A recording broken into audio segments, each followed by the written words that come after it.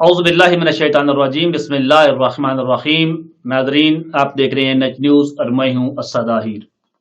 नाज़रीन, गुज़श्ता कुछ सालों से एक मसला ईद उल फितर की चांद का मसला जो है वो बड़े ज़ोर शोर से जारी सारी होता है।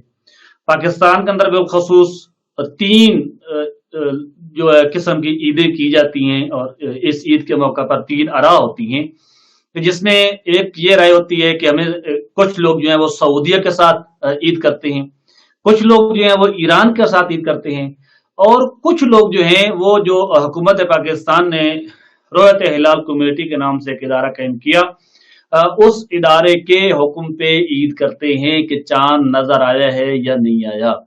इसी मौजू पर गुफ्तगू करने के लिए आज हौज़ इल्म कुम से हमारे साथ एक बुजुर्ग शख्सियत डॉक्टर सैयद महसन हमदानी साहब मौजूद हैं। हम उनको अपने प्रोग्राम में खुश आमदीद कहते हैं। जी, सलाम अलैकुम रहमतुल्लाह डॉक्टर साहब। वालेकुम सलाम वरहमतुल्लाहि वबरकातुहू। जी डॉक्टर साहब, आपको पता है कि गुज़श्ता कुछ सालों से ये मसाला बड़ा अरूज पे होता है और इसके अंदर अच्छा खासा जो इख्तलाफ भी पैदा होता है ये चांद के मसाले के ऊपर। असल में ये चांद का मसाला है क्या? बिस्मिल्लाहिर रहमानिर रहीम। नहमदु व नुसल्ली अला रसूलिहिल करीम व अला आलि बैतिहि तय्यबीन अत्ताहिरीन। देखें, जिस तरह आपने अपनी मुकदमाती बात के अंदर इसकी तरफ इशारा किया है कि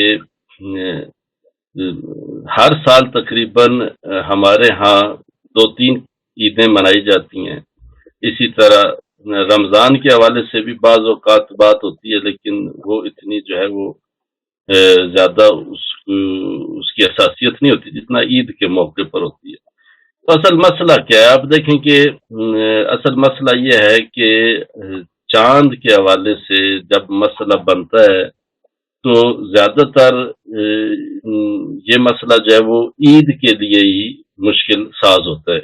इसकी वजह क्यों? इसकी वजह ये है कि आप देखें कि चूंकि बाकी अय्याम के अंदर हमारे यहाँ चांद मसलन फर्ज कर लें कि आज एक है चांद की तारीख या 2 है या 3 है, इससे कोई हमारी जिंदगी के अंदर कोई खास प्रॉब्लम क्रिएट नहीं होती या उससे कोई इस इख्तलाफ की वजह से कोई मसला इसका नहीं बनता, तो लिहाजा इसकी अहमियत भी इतनी नहीं होती। लेकिन जब ईद का मसला बनता है तो ईद के अंदर दो मसले, दो चीजें जो हैं वो चूंकि मुकाबले में आ जाती हैं और उनका तारुज होता है, तो लिहाजा ये मसला जो है वो ज्यादा अहमियत हो जाती है। वो दो चीजें क्या है? एक ये है कि आप ईद फित्र के दिन आपके लिए रोजा रखना हराम है, और दूसरी जानिब अगर ईद फित्र नहीं है, माह मुबारक रमजान है, तो रोजा रखना फर्ज है और वाजिब है। अब यहाँ पर चूंकि फर्ज और वाजिब के दरमियान एक तारुज, तसादुम और एक कंट्रोडिक्शन की सूरत बन जाती है, तो लिहाजा ईद फित्र का चांद जो है, या आप कह लें कि शव्वाल का चांद जो है, वो हमारे लिए बहुत अहमियत का मिल जाता है। अगरचे हो सकता है कि माह मुबारक रमजान के आगाज में भी इख्तिलाफ नजर हो चांद के हवाले से, तो उसकी अहमियत इतनी मुहिम नहीं होती, इस वजह से कि अगर आपने रोजा फर्ज करें नहीं रखा तो आप बाद में उसको कज़ा भी बिल आखिर रख सकते हैं, या आप यौम शक के उन्वान से पहले भी रोजा रख सकते हैं। लिहाजा आप उधर वाजिब और हराम के दरमियान बेउनमान ना जो है वो आपका तजाद और टकराव नहीं होता कि जो ईद वाले दिन होता है। लिहाजा ये ईद के दिन जो मसला पेश आता है उसकी अहमियत जो है वो इस वजह से मुहिम है। ठीक है। ये सब बताइए कि क्या हम कोई एक ऐसा कैलेंडर नहीं बना सकते कि उस कैलेंडर के तहत हम चल रहे हों? कोई ऐसा सिस्टम मौजूद नहीं है? जी, इसी तरह है। कैलेंडर्स क्यों नहीं बना सकते? कैलेंडर्स मौजूद है, और मसलन जैसे सऊदी अरब है, वहां पर कैलेंडर की बेस पर जो है वो चलता है, और आज भी कैलेंडर्स मुख्तलिफ जो है वो पहले से मौजूद हैं। लेकिन यहाँ पर एक छोटा सा या आप कह लें कि एक अहम जो है वो मसला शरई हवाले से मौजूद है। वो ये है कि हमारे पास, आप देखें ना, हमने शरई मसाइल के अंदर या तो तकलीद करनी है किसी की, या हम खुद मुज्तहिद हों। जब हम मुज्तहिद नहीं है, यानी हम खुद, या तो हम कहें कि हम अथॉरिटी हैं शरई हवाले से, शरई कवानीन के हवाले से, शरई लॉ के हवाले से, جب ہم اتھارٹی نہیں ہے تو ہم کسی اتھارٹی کی ہمیں ماننی پڑتی ہے.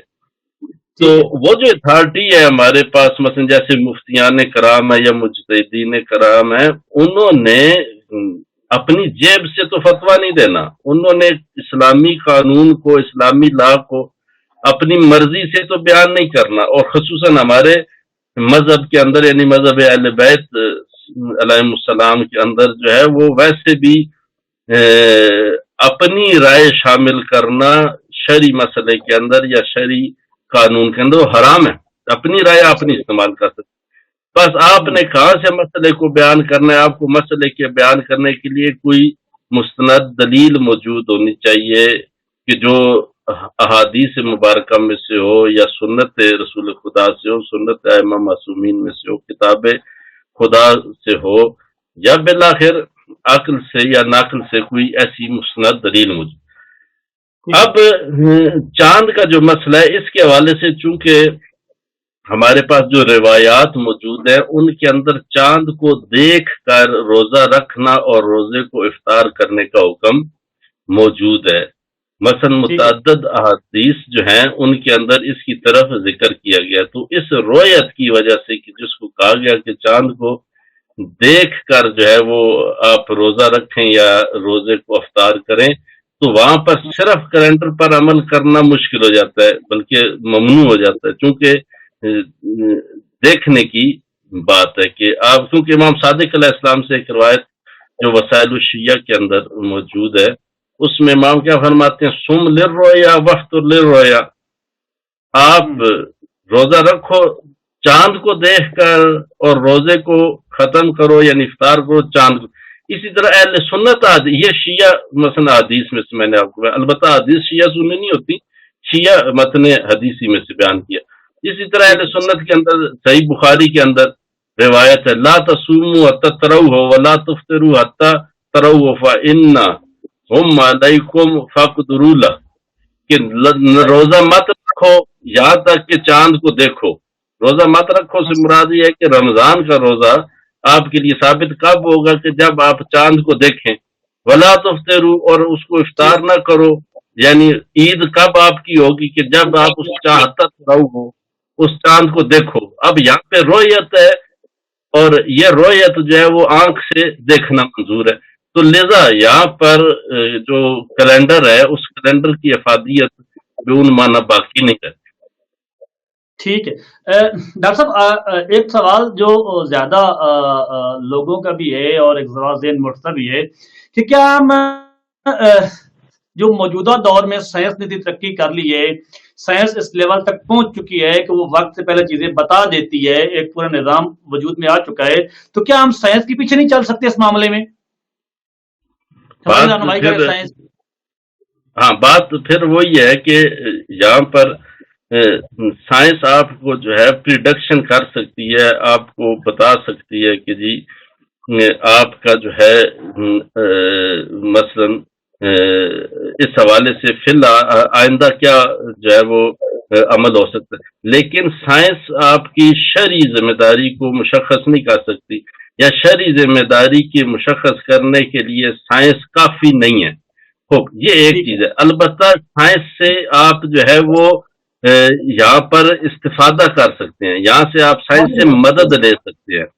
آپ سائنس کو اپنی شرعی مسائل کے حل کے لیے بھی معید اور معاون اور مددگار کے طور پر بنا سکتے ہیں. آج کل آپ کو معلوم ہے کہ خصوصاً اس رویت کے لیے اور چاند کو دیکھنے کے لیے اس کے افق کے حوالے سے اور مختلف جگہوں کے حوالے سے ان کے لیے کیلنڈرز موجود ہیں. آگے چل کر اگر ہو سکتا ہے ہم افق کا جب مسئلہ اس کی طرف اگر جائیں کہ افق کیا ہے، تو وہاں پر آپ تصاویر اور کچھ چیزیں دکھائیں گے تو وہاں پہ مشخص ہو جائے گا کہ سائنس نے کس حوالے سے جو ہے آپ کو حتیٰ جو مون سائٹنگ کے حوالے سے علم آپ کہہ رہے ستارہ شناسی ہے، علم حیات ہے، اس کے حوالے سے جب بات کرتے ہیں تو وہ مدد کے طور پر ہمارے لیے ثابت ہو سکتی ہے. کہ مثلا آج ہو سکتا ہے سائنس آپ کو بتائے کہ فلانی تاریخ کو فرض کریں ابھی اسی رمضان جو رمضان آ رہا ہے اس ہفتے، آج 9 اپریل ہے، تو اب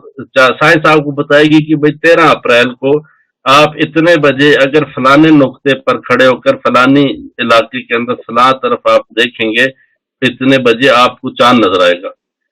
اب ٹھیک ہے. اس سائنس سے آپ کو مدد مل گئی، لیکن اگر آپ نے دیکھا، تلاش کی، زحمت کی اور آپ کو نہیں نظر آیا تو آپ کے لیے شرعی اعتبار سے وہ ثابت نہیں ہوگا، ثابت نہیں ہوگا آپ کے لیے.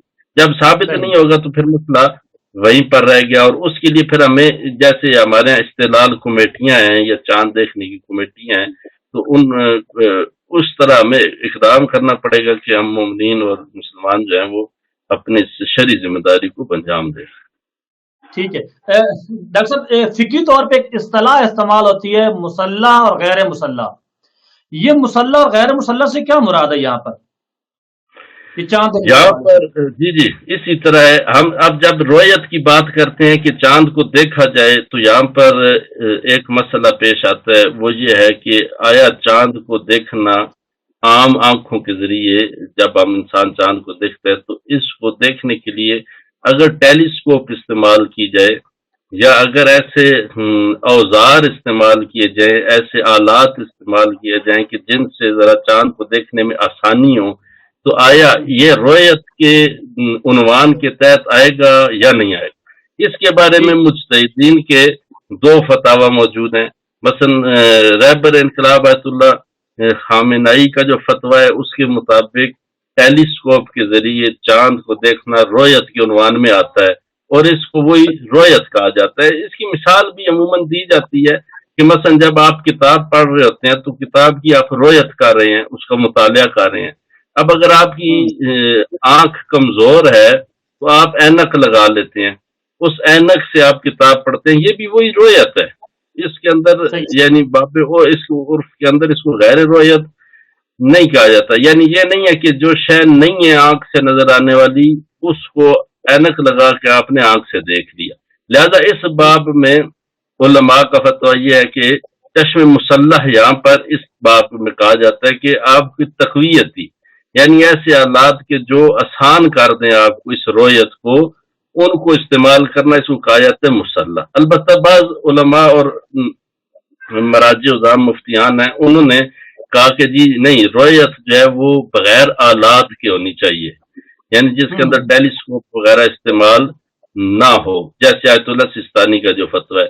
تو اس کو کہتے ہیں کہ چشم مسلح سے دیکھنا وہ کفایت نہیں کرتا، بل کافی نہیں ہے، بلکہ چشم غیر مسلح سے ہونا چاہیے. یعنی آپ بغیر ٹیلیسکوپ کے بغیر عام لوگ جو ہے اس کو دیکھیں. ہاں یہاں پر ایک اور چیز ہے، وہ ہے کہ البتہ ان مباحث میں ہم نہیں جاتے، تخصصی مباحث میں صرف اشارہ کر دیتا ہوں.